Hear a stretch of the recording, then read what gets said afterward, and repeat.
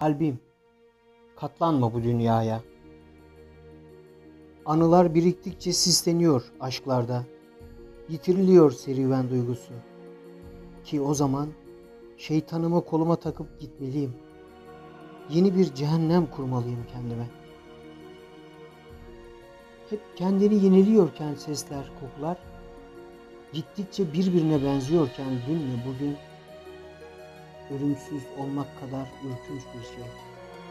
Bu dünyaya alışmak duygusu.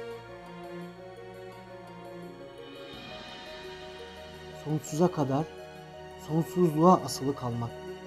Tanrılara ödül, insanoğluna ceza ise kalbim, bağışlanmayacak bir şey yap.